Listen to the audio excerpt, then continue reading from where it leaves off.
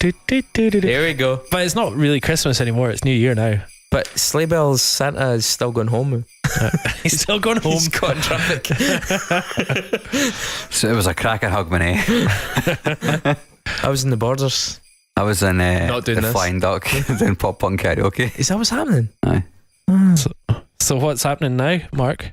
Right now? Yeah. At this moment in time? This is part 2. I have no fucking idea. This is part 2 of our festive podcast. So, basically, we took a number of submissions from Fans. Fans. I'm going to call them fans. I would say Call fans. followers of the pod. I don't want to say fans. They could hate it. There's a number of familiar faces on the Twitter, Instagram, Yep. Facebooks. Facebooks. All those things that are probably gone now.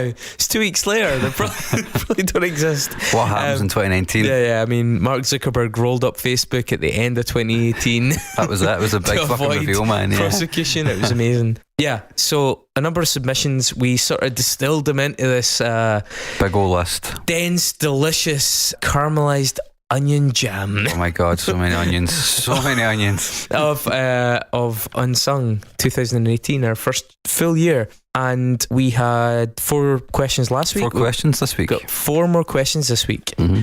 Let's see what happens. So, question 1. Something sung. Who submitted this? Me. Was it actually you or was it your dad? This is my suggestion. Could be my dad. Mark's dad added me on Facebook. My fucking Really? dad.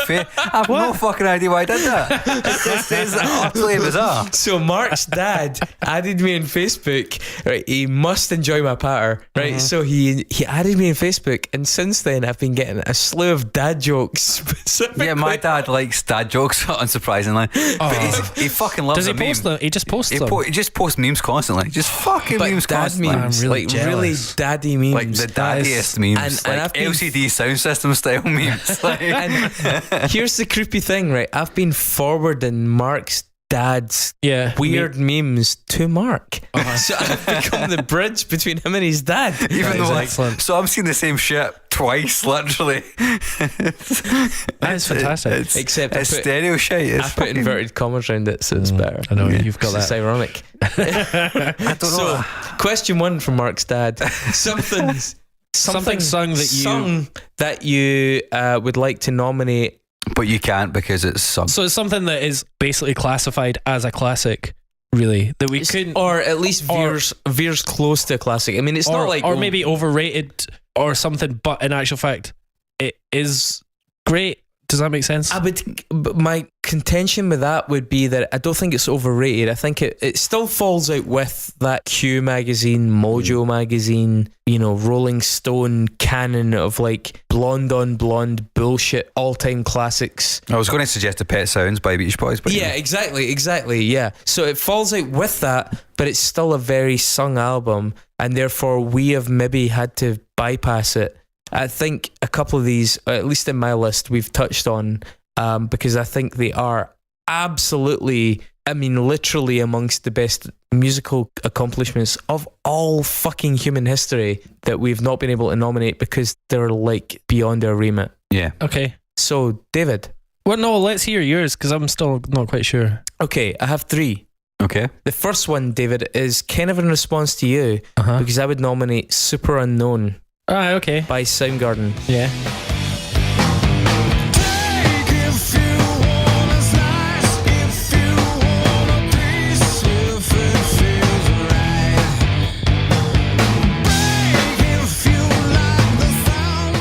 Yeah. I think Super Unknown is, and I include Led Zeppelin in this because much in the same way as we spoke about with Descendants and Helmet, bands taking a legacy and building upon it, Super Unknown takes Led Zeppelin and improves upon it, in my opinion.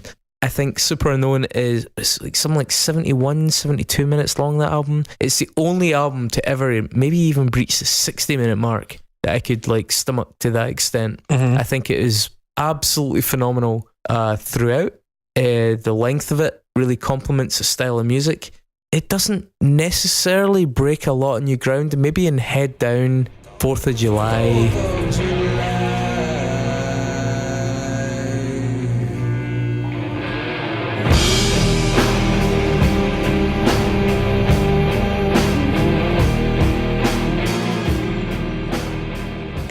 couple of other moments, like She Likes Surprises, The Day I Tried to Live.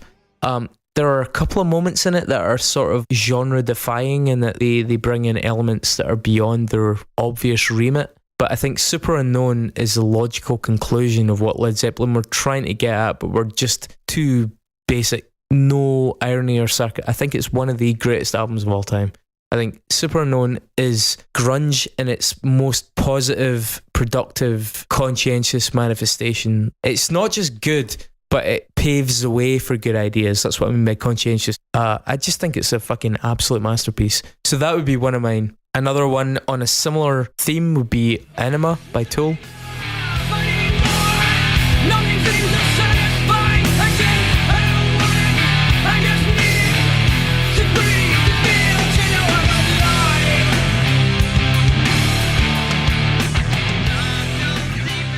Which I think is by far and away Tool's best record. It's a point in their evolution as a band that was just beautifully in between their pretentiousness, their esotericism, and their early periods of sludgy rockiness. I think there's so many tracks on it, like Eulogy, for example, which goes to town, Jimmy, Hooker with a Penis.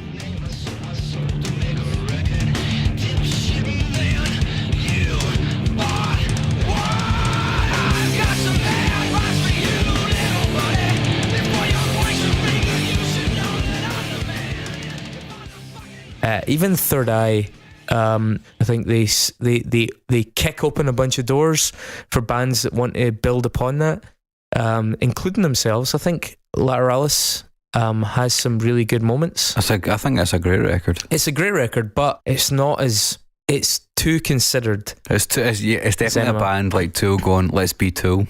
Exactly. Whereas Enema is the point where Tool post Undertow period, where we're still a little bit unsure of what they were going to be.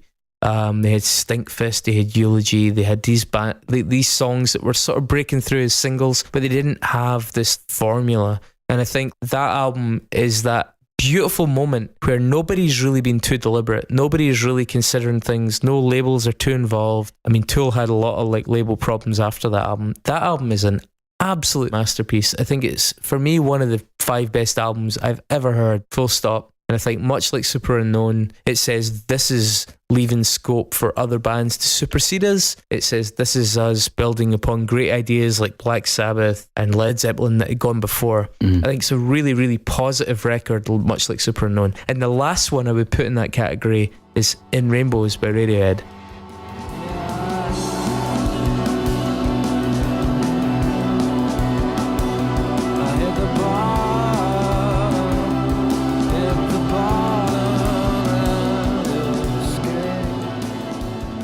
I think In Rainbows is Radiohead's masterpiece. I am super aware, Radiohead, even as a band, it's almost impossible to nominate them for anything because they're so ubiquitous and so universally hailed. In Rainbows, for a band with that much expectation, is astonishingly good. Like, I think it is the best record that band ever produced. And that is really going some, because OK Computer was one of the most defining records of all time. Given that recorded music only really started in the 20s, you know, it's only been about for a century max, they were literally one of the defining people of that entire... Yeah, I think OK Computer is probably seen as is probably the best album of that decade. Possibly. It's probably the defining 90s record. And that includes... Nevermind and stuff. So much stuff. Yeah. And I think In Rainbows, on an objective basis, song for song, focus, quality of music, brevity, it is an absolutely astonishing achievement. I think it's one of the best works of music ever recorded. Dave, interesting. What about you? Well, there's a few that I want to go for, and I kind of went at it at different ways as well. There was a couple of big 80s albums that I think are regarded as pop classics and sold enough that they probably aren't unsung, but I just love no matter what. And they are, of course, Tears for Fears.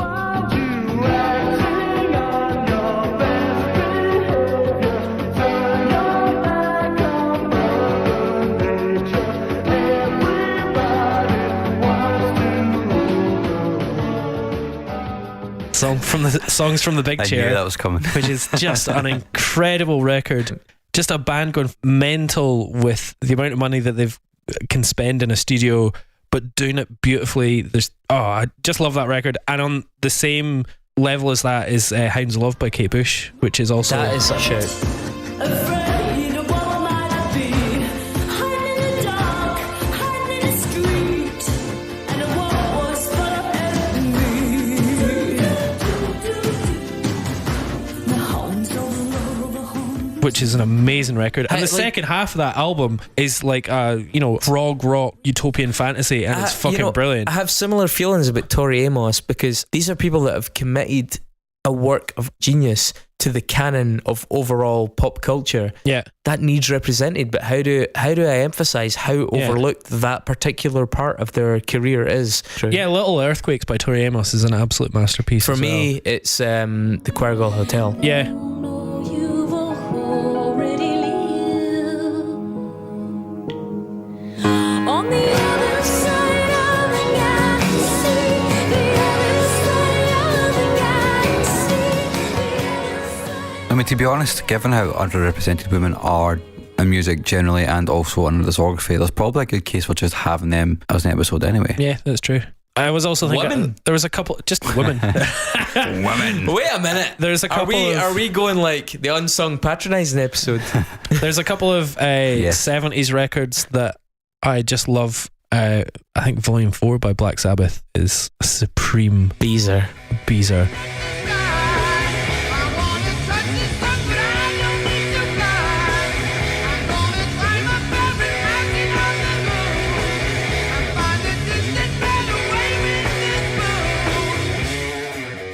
There are And riffs it's and my then- favourite Sabbath record because I think it's them at their most organic and flowing and absolutely full of cocaine, and it's like so perfect. I mean, this is like shameless, but a very, very good friend of mine is a child of a member of Black Sabbath. Yeah. And one of the most weird experiences I ever had was going into his house. I had no idea. This really nice guy. We got on great. I did not put two and two together because of his second name. And I went into his house and I'm looking through his records. I'm like, you got a lot of albums by Black Sabbath. He's like, my dad plays in them. What the fuck? And we like listen to Black Sabbath at night with headphones on. And he will never speak to me again after this episode. I would also put forward John Martin, Solid Air.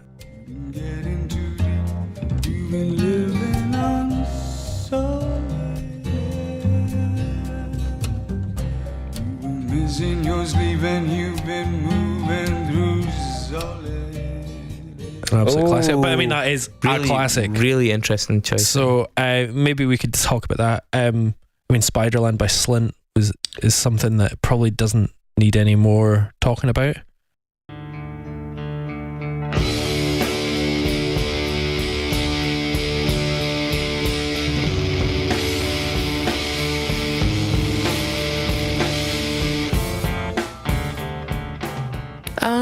Probably not. You know, no, but this is the weird thing, right? So we're in a privileged position where Spiderland is like a total given. But is Spiderland a given, you know, by that standard that I've talked about in the past? Like, my mum has no fucking idea who Slint is. I think it's a given to the listeners of this podcast, but if we aim to get your mum to listen to this podcast in the future, then we can discuss it. At the moment, we don't need to discuss it. After 10 years of doing this podcast, we finally we're decide gonna have what to be unsung refers to. As the Converge, as the Botch, it's the same kind of conversation in it, really.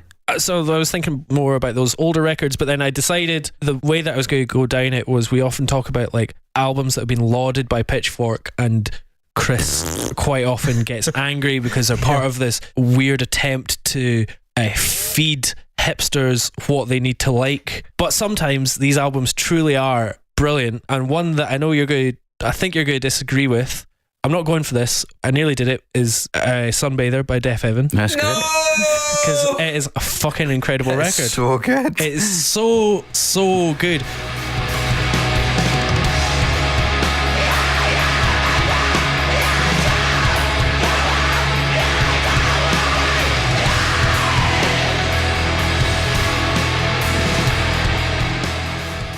There's not a single part of that record that repeats. It's just goes for 40 minutes, and it's a movement.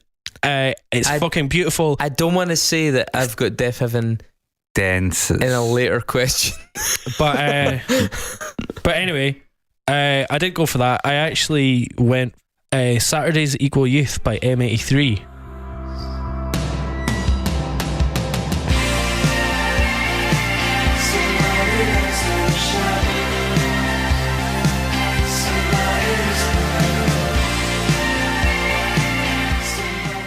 Oh, wow. Which got, it was Interesting. in all the Pitchfork top, records of the year and stuff like that. But their album that came out after Hurry Up We're Dreaming was the one that sold loads of records, and that song Midnight City is a fucking, they play it when goals are scored in football stadiums and stuff like that. But Saturdays Equal Youth is genuinely, it works perfectly. It's all about 80s nostalgia. It came out in 2008, so it was kind of hitting on that sweet spot of that decade being 20 years before. 80s nostalgia now, as we've discussed, is pretty passé. How do you feel about that whole 80s nostalgia thing though, man? Well, it's been overdone to absolute fuck now, but when this album came out, it was 2008, it's 10 years old. We've had a decade of things like plagiarism. Stranger Things, TV, movie, music have all been feeding on that ghost of the 80s for the last decade. But when this album came out, it visually connected, the vocals, the sounds, it had this beautiful, glistening, dreamlike aura of a heartbroken teenage 80s thing that existed only in vague memories, but this album perfected it. And it's really, really, really good album. When you say it visually perfected it, how much is that to do with the marketing? Do you think it still was contributing anything new? How much do you think the M83 thing is just a case of capitalising on, okay guys, enough time has passed? No, I think there's a cynical way of looking at they're going to try and nail that market, but they were there before the market. You look at things like Stranger Things, you look at that Black Mirror episode San Junipero, you look at all of these 80s. That's 2-3 years ago. Yeah, that's it. This is all 2-3 years ago. What happens is a period of time, a lot of culture happens, and then over time the social memory of that period remembers some things and forgets some things, and we move on. You look back at a decade 10 years ago and you think it's pretty uncool, but then you look back at it 20 years ago and you're remembering yourself being young, and you're remembering emotions that were happening for the first time in that period. Or what I think M83 picked up on at this point was they were picking up influences that some people might have missed, or they were picking up obvious, movie influences, and they did it early because they were just on the cusp of thinking, remember the 80s, they were actually pretty great. Remember watching E.T.? Do you remember fucking, Molly Ringwald, stuff like that? I mean, I totally get that, but don't you think that there's something really reductive and cynical about that? No, because I think there's a naive joy in nostalgia, and I don't think there's anything wrong with that. There's nothing wrong with thinking, oh, it was nice to be young. They made a record that is really actually progressive. It's really cool. It's pretty dark. There's some really beautiful bits to it.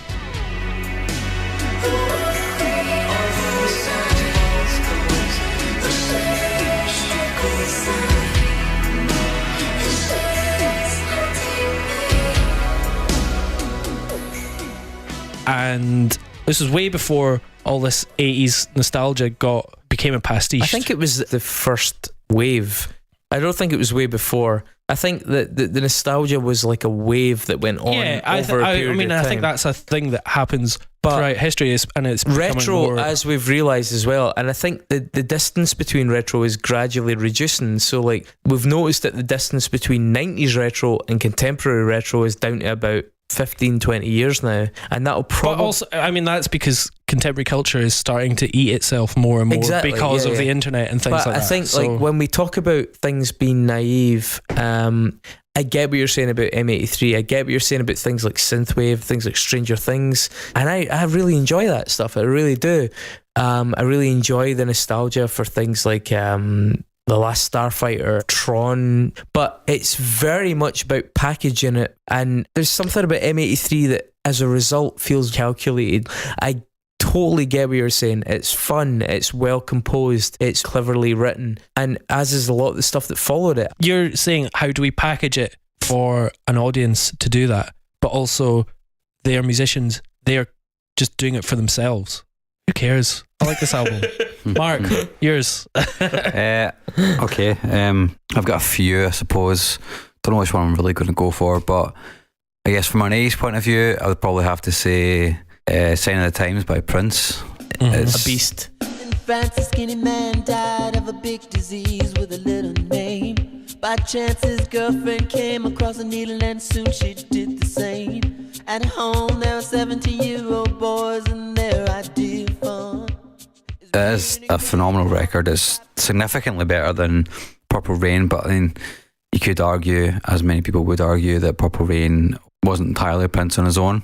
Sign of the Times is the first proper fully Prince record since his first album in the late 70s. What were the tracks in Sign of the Times? Oh, it's a double album, there's a lot. Well, just, I mean, the standouts. So you've people... got Sign of the Times, you've got I Could Never Take a Place of Your Man. You Got the Look. You Got a Look, I fucking love that track. Beast, Sheena Easton. really good. Yeah, The Cross, which is a really good You song. say Sheena Easton? Yeah. Yeah. Fucking Scottish legend. Yeah. Bells Hill. In my book, your face is jamming, your body's head goes slamming. If love is good, let's get to ramming. You got the look. One of his prodigies was Sheena Easton. So many good songs on that record. Starfish and Coffee. Starfish and Coffee. Yeah. Green What the Eggs fuck and is Ham. that? It's a really it's Sounds a like a great Limp song. Bizkit track. That would, I don't think we'll ever really talk about that record. I mean, that's probably the one I would probably go for, to be honest, because people think Prince, they think singles. But we might do a Prince, you know. Yeah, Prince I mean, episode. there is scope for us doing a Prince episode because there are so many favourites of Prince that don't necessarily entail that I think makes it worth talking about. Prince is, I mean, I don't listen to Prince regularly, but you cannot possibly underestimate the influence that Prince has had. Not at all. And no. I would even go so far as to say Prince more than Michael Jackson, because Prince is much more of a musician's musician than Michael Jackson. Absolutely, yeah. Like, Yeah, Michael Jackson has an incredible array of hit singles. absolutely. Unbelievable. Yeah. But Prince's musical output through weird progressive albums and funk and his musicianship overall, his fucking cult of personality as well, like one of the most important Peerless. cultural figures of the last century. Which is why you could never really, which is why I wonder if he could ever really be in the conversation of being unsung, because everybody knows his influences. The thing is, so much legion, like right? we've like the whole thing of unsung is it's relative. So if you take, for example, the career of Soundgarden and compare like Louder Than Love to Super Unknown, Louder Than Love is much lower profile. So I think, relatively speaking, there is scope within Prince to do Totally. that. I mean, but Sign of the Times, I don't think could be that record because it was the record after he won the Oscar. So it's like the record after Nevermind. It's like an outro. Do you know what I mean? It's like you still sell hundreds. But it was of him copies, making a like- statement as Yeah, well. totally. Because that's the thing with in Euro, it's a good example because it's an artist saying, "Oh shit, okay, right, you guys all think you're down with what I'm saying, but what I'm saying is way more complicated than what you think I'm saying." So there is scope within that, because In Utero was Kurt Cobain's project to alienate much of his mainstream audience. He was like, I don't actually want just any fucking Joe Public. I want people that give a shit. And I think that's relevant. I mean, the story around the record is really interesting as well. It came out of a session called The Dream Factory, which is where he brought in loads of members from the Revolution shortly just as they were breaking up. And it's like a triple disc record, which you can actually get. You can actually find a bootleg of it, and it's a completely different. There's a lot more songs on it that ever end up in Sign of the Times, and it's got a completely different sequence and all that, and it is a completely different record. And a lot of the songs end up getting released in the 90s on a Crystal Ball compilation that he did. In the 90s is a really weird period for Prince because there's a lot of stuff he released just because. So he did, like, after he left the record label, his major record label, Warner Brothers, he released... When did the Most Beautiful Girl in the World come out? That's 91? No, 1994. We No spoke. way. Yeah, we spoke about this. No way was that as late Yeah, as it was that. mid-90s. Yeah, so we spoke No. about In this fact, on I think it might have No. been No way. the symbol. Yeah, so we spoke about this on the Pajorama and Trang episode.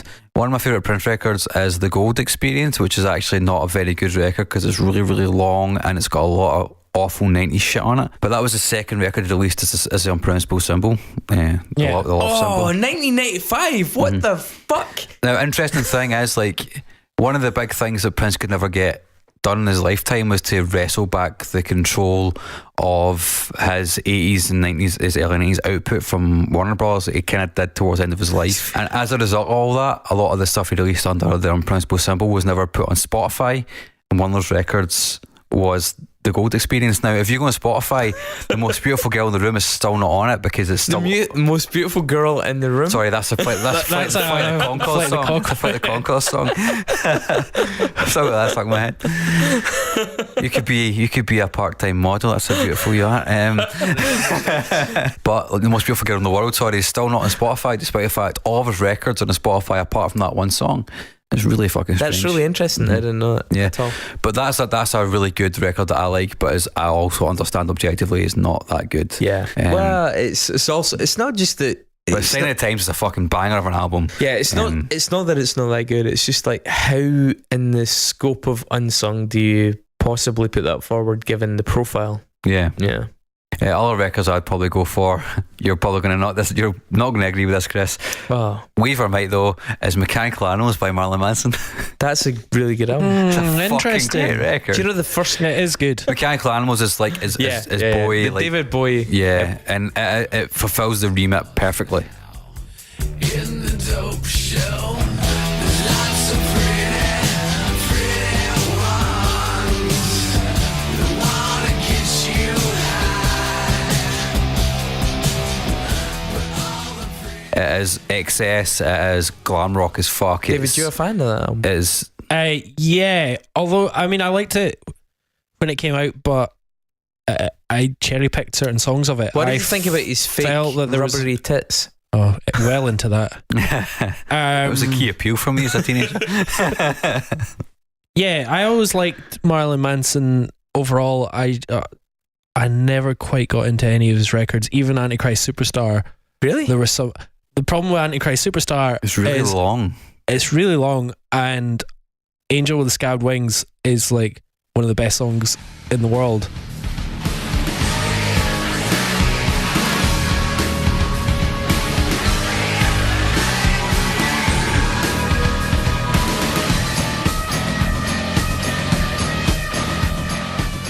And I just wanted the rest of that album to sound like that, and it wasn't as You quite didn't as like good. Beautiful People? I mean, obviously, Beautiful That's People is a amazing, classic man. single, Yeah. but That's the second single I ever bought yeah, after Basket Case by Duke. great work.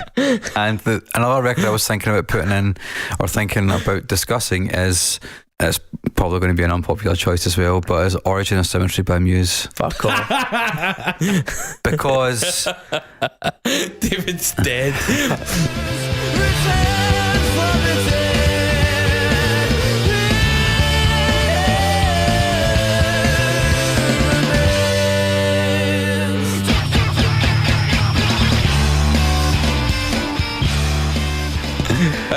Do you know what is great though? Hang on, It's how uncool Muse have become. Hang on, David just jumped out the window. We'll have to wait and I'm coming back up the stairs. the reason I brought this up is because as Dave said, Muse are like so fucking chronically, painfully uncool, right? But this is when Not in Japan. not anywhere really, because they're fucking massive. But Yeah. I mean, as a band to No, make they're music, fucking cool in Japan. okay. I've never been in Japan, but you have. But Origin of Symmetry is the only good thing they've ever done. Yeah. No, I mean, I would. The thing is, like, Muse are now shit, and they're a parody They've been of shit a for a parody long of time. themselves. Yeah. But yeah, you go back and like, this is genuinely actually a pretty good record. I'm not gonna lie. Yeah, Yeah, it's it is pretty good. decent. Yeah. But It's Muse just are I so just was big, not like- expecting Muse. It's But yeah, like it's. do you ever have a record that you associate overwhelmingly with like an ex-partner? Yes. That's one of those records. This song actually And reminds by the me way- of an ex-partner's best friend. So, you know, I don't know him. Dodgy. But actually, the ex-partner, she's fucking great, but this album sucks. And if she ever listens to this, I'll get I might have to block her. I thought that I think it's a good record. the right? Hullabaloo soundtrack It's also very good. Whoa. is good because it's like it's the live record that came after, and it basically had the best of and live tracks It's and a a couple of new ones as well. Do you not think like- that was a bit fucking early for a best of live soundtrack in a I band? think Yeah. it was, but I think it was a Yeah. really smart decision at that point in their career as well. I mean, it's a bit arrogant. yeah, I mean, they were Well, Muse fuck it, though. It's it's fucking Muse, Matt exactly. Belly. It's Matt Belly. Like, But like To be Dead fair- Star and In Your World are In fucking, Your World is so good, yeah, man. I love that song. Really good tunes. Yeah. They did follow it with Hysteria, which I think is maybe the best tune.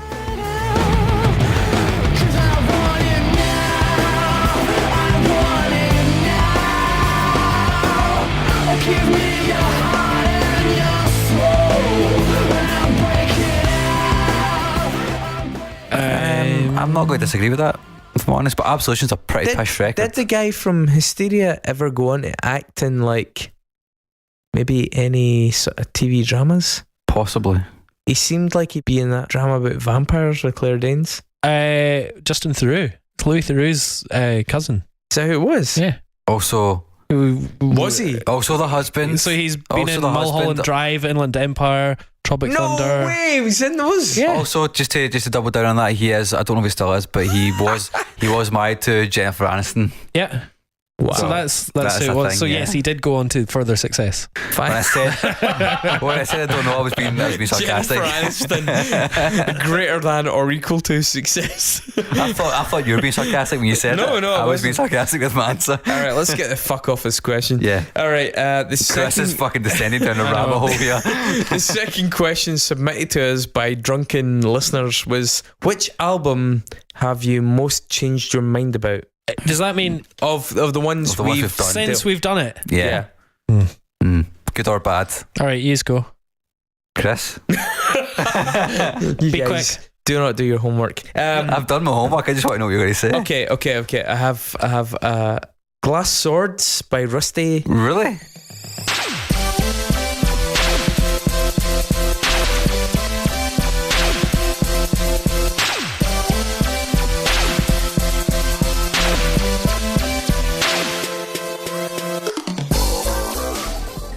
No, wait.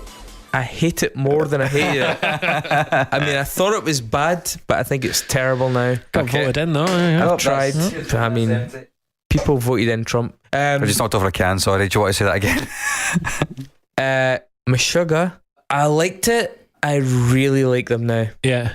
I mean, I've actually developed appreciation for the entire catalogue of the band, which is very, very interesting. Like the album gave me a window.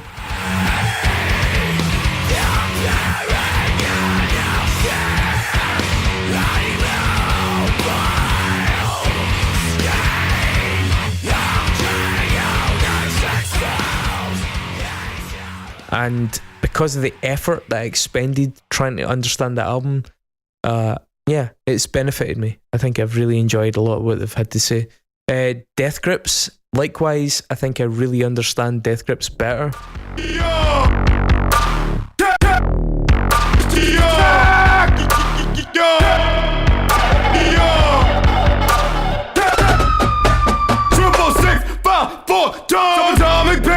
I can't say I'm a massive fan of most of the stuff that came later, but Ex-Military, I've really gone back to it. Great record. The other stuff is much patchier, in my opinion, and I think if we were to do the episode again, my perspective on it would be a lot more inconsistent. The album that we've covered that I've had the most mileage out of has been Abyss by Chelsea Wolfe.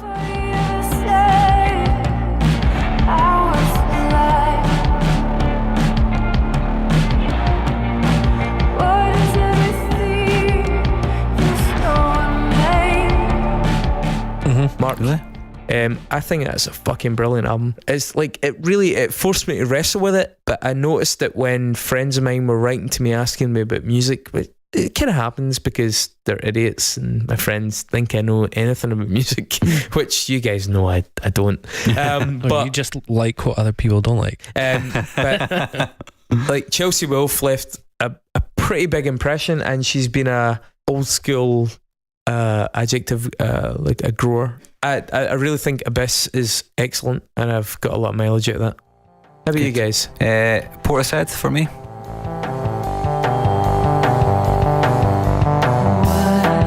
White horses, they will take me away, and my tender. Third Mentioned it before, yeah. I listened or to third. generally? Mostly third. It's really interesting because it came not long after DJ Shadow, and obviously I was kind of primed for the trip hop thing anyway, and I said it at the time, and it just keeps coming back to me. I like the dark vibe of it. It really appeals to me in the same way that DJ Shadow did, so I've listened to that quite a lot. Also, It's Trepanning by Kevin. I've listened to that song a whole fucking bunch. that song is a fucking monster. Sorry, just the Portishead thing. It is amazing, the longevity of that album. Mhm. Third is just as good as the first two are, and I loved the first two Portishead albums. They didn't last as long as the third one. The third one has stayed and stayed and stayed. We never know each other, and you ever did. And it still has, like, because of the density of it, it still reaps rewards even now. I think Yeah. it's a tremendous album. Yeah, I agree. David? Third by Portishead. Yeah. So Zoom. there you go. But It just I mean, keeps I on knew I liked it, but I remember listening to it when it came out, and I was like, oh yeah, that's good. And then like just got more and more into it in the last. It's like, perfect since for this we time of did it. year as well. Yeah. For winter, it definitely is, and it just keeps unfolding every time I listen to it a little bit more.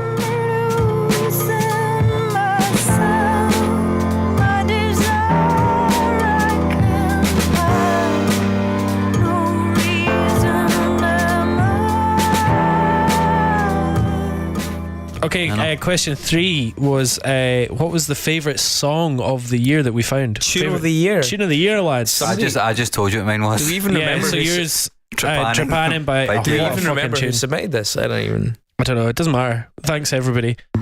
Your tunes of the year? Trepanning is my number one song of the year.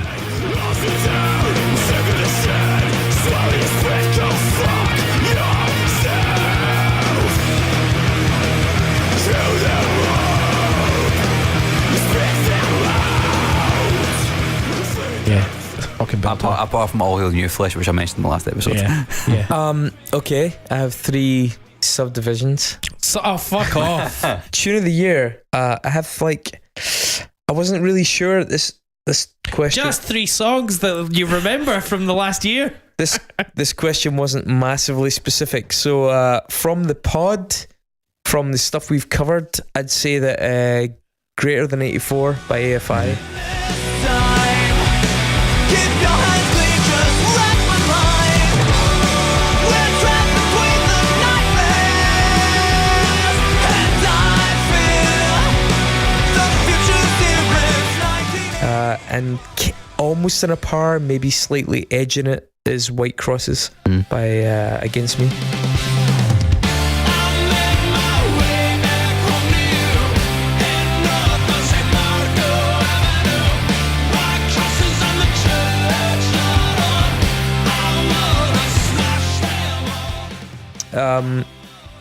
Tune of the year, personally, unspecified. I think That's Where It's At by Sam Cooke. And music soft and slow with someone you love so. And that's where it's at. Yeah. Is a tune that I've listened to a ridiculous amount of times this year. Sam Cooke is my favourite vocalist of all time. I think the guy's amazing. Not a particularly nice guy, especially not in his final hours. But that song and a lot of his catalogue is beautiful. Something else I've listened to a lot There's an album called Punish Honey by an artist called Vessel from Bristol. Mhm. There are a couple of tracks in that. Red Sex or Anima.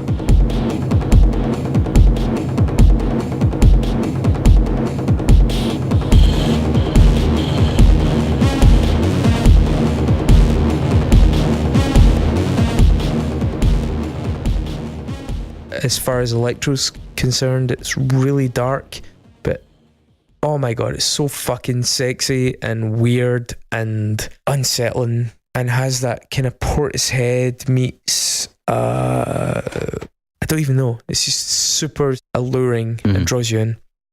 And just in terms of no real parameters, because sorry, it was a really vague question. The track Hot Lips by the band by the artist Vitalik.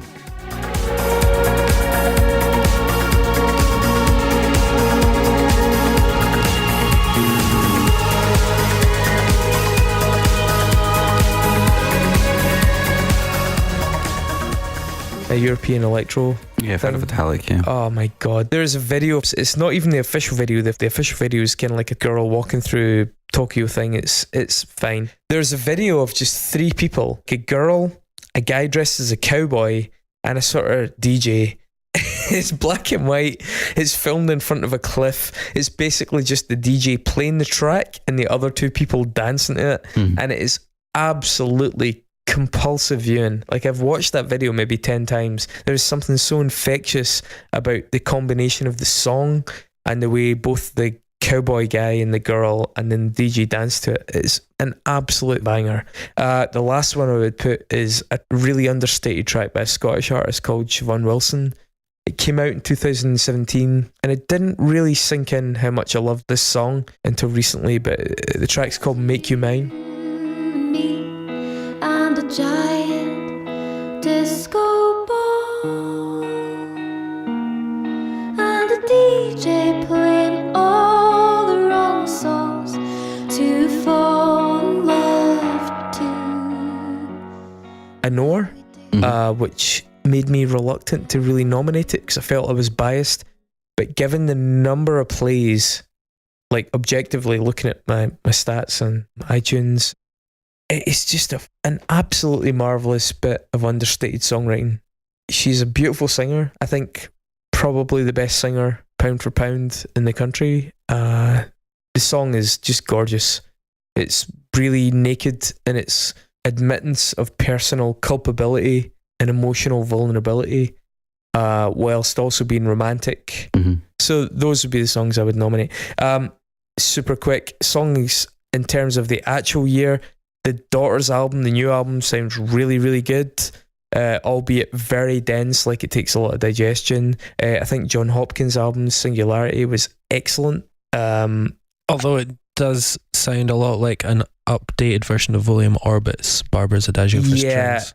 The only thing about John I really like John Hopkins, but he's got that entire... Yeah, he's a little bit derivative, but there are certain points in that album, Emerald Rush and Neon Pattern Drum.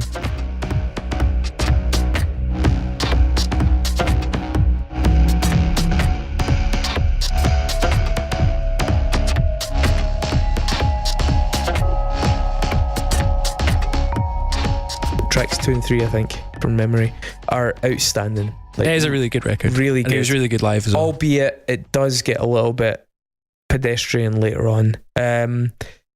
Hot Snakes brought out an album this year, Jericho Sirens, and there's a couple of tracks in that, Psychoactive and Death Camp Fantasy, that are fucking excellent.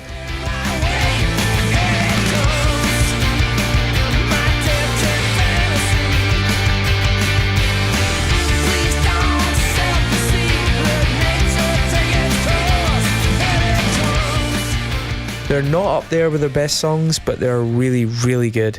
And I would say, just as a hot take, and coincidentally, the artist that we hosted at the club night, Exterior, Plagued Streets of Pity.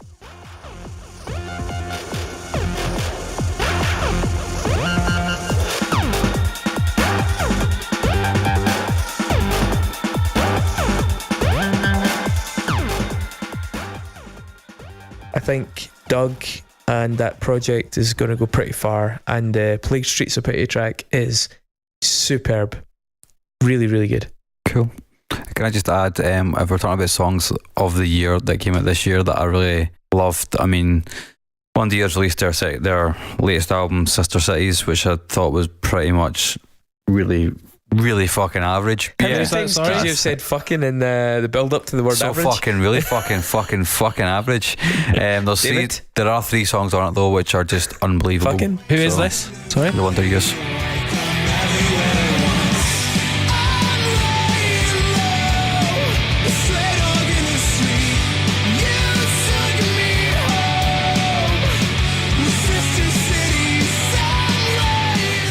All right, okay. Fucking. And fucking according to Spotify, my most listened to song this year is Raining in Kyoto, which is the first song on their record. So Really? yeah. Is that just by default? I wake up every morning with it stuck in my head, and I have done for the past 6 months, and it's fucking driving me insane.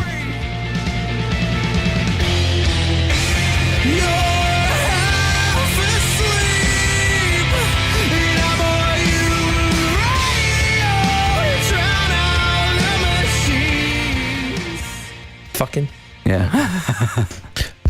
Well, okay, I've got a couple of songs that I've loved discovering through the podcast, or just loved hearing again. I'm curious this because you listen to a lot of music, so you're kind of inundated. So the stuff that sticks. Jesus Was a Crossmaker by Judy Sill. Oh yeah. Jonah Matranga. Fucking man, what What did you song? think about The Kiss? Because that's the one that I took away. Also beautiful, but Jesus Was a Crossmaker is one that I've gone back to most, I think. Windows and won't give him a place to hide. He keeps his door open wide. Fighting him, he lights a lamp. And fighting him, he's a bandit and a heart. And then also in work we all listen to NTS, the Charlie Bones Breakfast Show, between 10 and 12 in the morning, and he's played that a couple of times. Really? That I've noticed since hearing it from Jonah, and it's just such a beautiful track. And Can you're I- like, hello And I'm guys. like, yeah, I know what the motherfucker. song's called.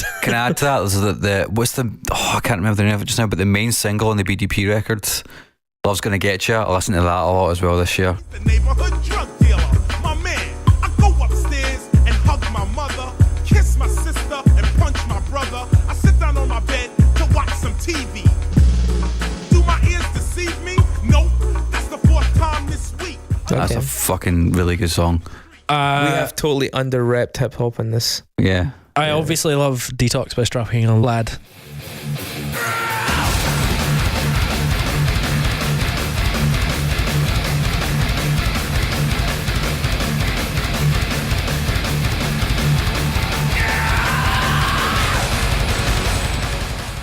Just ultimate chug. Because you're a chug And meister. then Under a Serpent's Sun by At the Gates, because I love a riff.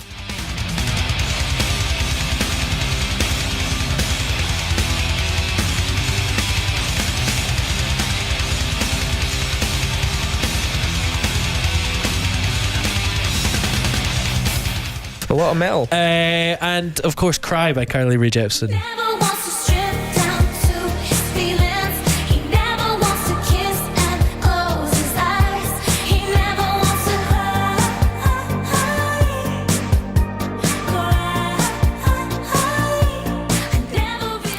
Which is one of the best pop songs I mean, ever written. Cry is really pretty Yeah. good on that album. I will great. give you like I admitted that is the I know. maybe the best song she's done. Yep. If you want to talk about hip hop, the Epic Beardman EP, which came out this year, I've listened to that a lot as well, and there's a few songs from that which have came up, and particularly DIY MFS, which is just a fucking cracking song. Strange fame, say it till the paint's buffed and the frame rust, then we find out what you made of.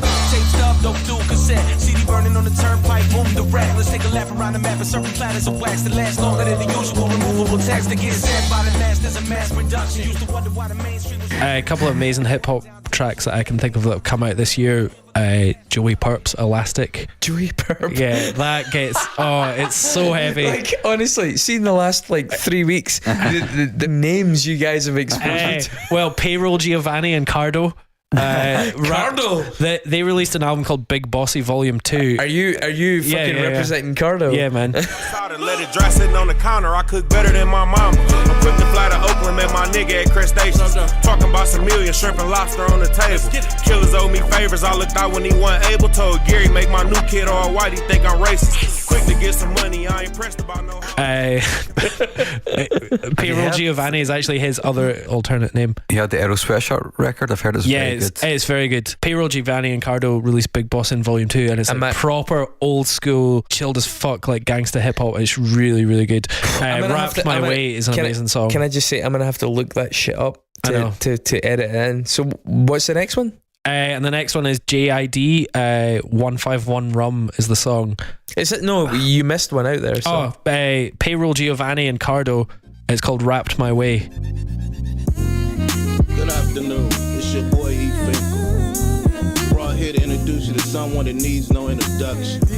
From where the lions and tigers roam daily, a beast at what he do. From where the whole city versus. It sounds like total classic, like Snoop Dogg, like G-Funk. It's really G-Funk. It's like fucking amazing. Stoner hop. Yes, that's a genre that you've just made up. White man, Chris. I think stoner hop, like druggy. G-Funk is like Make America Great Again hop. There's a track. Bill Ryder Jones released a track called "And Then There's You." His album's pretty good, but there's a track called "And Then There's You," which is getting a lot of play on Radio 6. But it's actually fucking beautiful. I didn't think I'd like it, but I really do. My mistress, take me home again. My mistress. Oh, did I say 15 Run by JLD? That is like the best. That's way, man. That rap he's got the best flow. It's a fucking ridiculous song. Best flow. Yes, that's a phrase. Say it again. When Weaver drops a best flow. 151 Rum by JLD. Don't compare me to no other niggas in the city. Boy, they say they fucking with you. Heebie-jeebie, that's a bit disgusting, but I get it. I'm full attention, full of spirit, but full of shit. Standing next to the tight when that bullet hit him. Shit, I miss him. I wish that bullet missed him, but it didn't. And since I've been living with it like a sickness, infinite rhymes, give me the JLD. I found a track by a band called Cobra Man. It's called Bad Feeling. They've only got like 500 likes.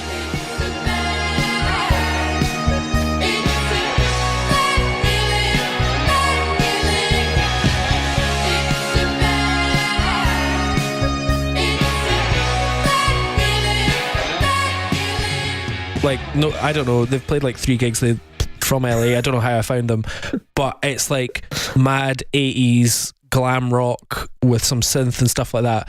But it's got the fucking best chorus ever.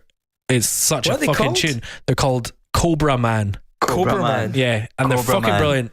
Can we tag the new them Pink in? Destroyer record is amazing. Is it? It's so good. Is it as good as? There's actually there's a track Army of Cops that came out, and everybody was like, "There's no blast beats in it. There's no blast beats in it." It's like the first Pink Destroyer track without blast beats.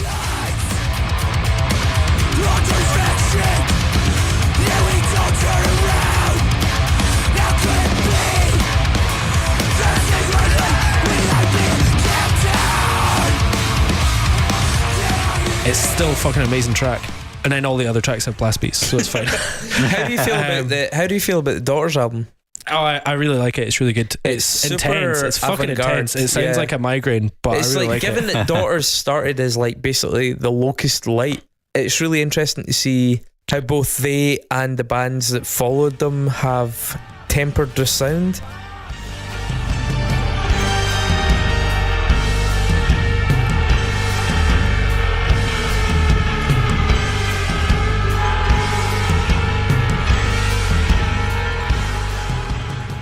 And they've almost gone, like, Daughters to me sound like they've gone more towards the Birthday Party and Liars. Yeah. Than they've gone towards Locust now. Yeah, totally. You take 10 years off, you know what I mean? And then, so can I finish with my final, the best track of the year? Please.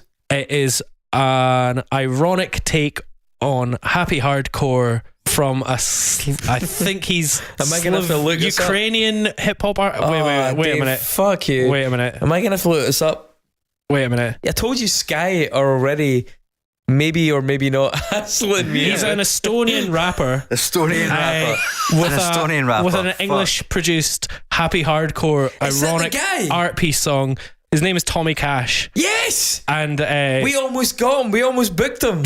what? He's fucking amazing. Seriously, we He's- almost booked him. Oh, he's like his some No of his way. hip hop stuff. Are you Have been serious? amazing. Like um, he was up for a gig and we couldn't get him, but we almost got him. He is so good. Really? Like he produces all his own videos. He's like an artist basically. My problem and is he uses like that sort of Russian working class like Yeah. sporty thing. I've seen it. Yeah. He's like trackies and all that shit. Yeah. So like pure Slavcore. like Slavcore. Like pure like everybody in like a cotton fucking tracksuit. So we almost got him, right? But the problem was that I was like, maybe most of his like viewing figures are bots. No, they're absolutely not. Like Because almost everything in Eastern Europe is bots now. nah, like he is genuinely huge. I see you with my X-ray. Good chat with them. Good chat with them. Good chat with them. Good chat with them. Good chat with them. Good chat with them. Good chat. He is like part of the PC music movement. Like fucking art school ravers love it. Could have had him. Coulda had and him. His track X-Ray, it's got a fucking banging donk on it. It's so good. I've the listened donk. to that track about 50 times in the last 3 Dave. months, and I realized that like did we talk about this before? But like we're all the guys that listen to. Oh yeah, we talked about this during Rusty. We're all the guys that bought Kerrang when we were little, and these are the guys that bought Listen to Bonkers. Bonkers. Yeah. Bonkers. And like this track is the ultimate homage to Bonkers. It's so good. Last question of 2018, guys. Yeah, my ass is so numb. Fuck off. Deal with it. So numb. We've got 2 fucking weeks off, man. You'll be 3. fine. Ghostbusters, all right? Dave Nealon. Dave Nealon. Question 4 of 2018. Yeah, Tommy Smith. Part okay. 2. Your question. What was your favourite Dave Grohl Nexus of the year? Out for this, you're gonna have to go back and like At least cut them out and play 3 or them 4 again episodes. and play them again. Because my favorite one, Chris, was your terrorism one. Thank you. Any number Has to of be them. done. I had a What few. terrorism It one? was Yeah. Talk, wasn't it? No, it was Oklahoma bombing, train dodge. Oh, was it? No, I think No, there was a actually- George Bush talk. He went via there. I did a bunch. Mine is the train dodge one. The Oklahoma bombing. Okay, That yeah, was I'll give you mine. that. Terrorism times 2. Wait a minute. Go into detail. So basically, Like, so the FBI bombing Timothy McVeigh. yeah, and then the guys in train dodge almost certainly got a day off school. That was a good. How even I had like, Almost certainly got a day I'd off school like a- because that happened. I had so a yeah. little terrorism boner because of that. David, which one was yours? I think it was the talk one where you went via George Bush. And I can't remember the rest of it. good lord, Oh, was it not some? Oh, it was some fucking. I've had more. Like I had the one with the LP episode where Yeah. I talked about the weathermen Yep. and the domestic terrorism and Yeah, the Weatherman was an interesting one, and I actually went and I've read had up more about the Weatherman. multiple terrorism Nexi. Mine was train dodge. No question. What was your favourite, Chris? Okay, so I got one for both of you guys and one for myself. So David, from you, my favourite was the Codename is Milo episode that went via Lethal Bizzle and then Lethal Bizzle's Dench clothing. Oh yeah, Judy Judy Dench. And then Dench went to Judy Dench, and then Judy Dench was M in what was it called? The James Bond film. Well, she was in about 7 of them. Oh Yeah. fuck, any number of them. Garbage did the soundtrack Oh, The World Is Not Enough. to The World Is Not Enough, and Garbage via Butch Vig went to Nirvana, and Nirvana was Dave Grohl. The clothing link, and that was inspired. For my own, I mean, You you don't know, like to blow your own trumpet, but you know, varnishing Root-a-toot-toot. my own furniture here. But my one was about Bruce Dickinson flying an injured turtle. Oh yeah, that was actually pretty good. That was good. Yeah. That is still like literally my all-time Yeah. favorite. I mean, I like self-lulled multiple times, including in my research for this, and about Kurt Cobain having turtles and a turtle called Sappy. Sappy was recorded 4 times, including by Dave Grohl, blah, blah, blah. It's regards Mark, and I really think this is peak Mark. Yeah, We've been doing this for a year, and largely this whole project grew from Mark. It sprouted out of Mark's little ears, I guess, and from Mark's little nostrils. And we from have Mark's bastardized it. Little beard. You've ruined it. This little podcast I know. sprouted like an idea mushroom above Mark's head. That light bulb. From all these different things, and it And was we also sauteed those mushrooms. also That's definitely with it. And Mark has, as so many of our listeners have noted, become known for his brevity. Brevity and then the Nexus, yeah. But the Is this the correct your one? Codename is Milo episode regarding Mark was Peak Mark. Peak Mark, Peak Unsung Podcast, Peak 2018 with the quote, 5 words, Steve Albini is the answer. Which is true. Steve Albini is the End answer. of story. I owe you guys nothing. I do not intend to spend any Steve more time Albini with this is the stupid answer. podcast. I'm done with this shit. Fuck off. On that note, We're done with that shit. Steve So Albini is the answer. I'm going home. David has his little purple helmet on. Mark has his little pink jacket on, and we're all gonna fuck off for 2018. Happy New Year, everybody. Happy New Year, yeah. Yeah, happy New Year. We really hope you'll enjoy the podcast for the next year. We hope to kind of push it on to some. What we do next week? Next week, If we've worked it out. next week we are doing. Yeah, no. No, we have worked it out. Fuck these guys. We don't owe them anything. Next week, Steve Albini is the answer. next week, if you trust unsungpodcast.net, you should tune in regardless of our nomination. Yeah, and for that's the true. first time We'll in have some 52 weeks, we will do a It's like a record. big old reset button. Or a big old reset button. We will do a record without announcing what it is in advance to the public. We're going to do our best, and we're going to try this year to try and push it on. And hey, you guys are crucial in that. Definitely, yeah. Without you guys, we wouldn't be here. David, don't So laugh. don't Just laugh. see your eyes. You are steaming. Yes. Look at that Yeah, ball. I know. Half I a know. bottle of Jameson, so you know, and no dinner. So it's been a good night for Chris. But guys, thank you very much for a wonderful year. Thanks very much. Hang on. Good point. Well made. Happy New Year. Cheers, people. Not assuming genders. Right, goodbye. Go listen to my sugar. Bye. Sugar is the answer. Good night.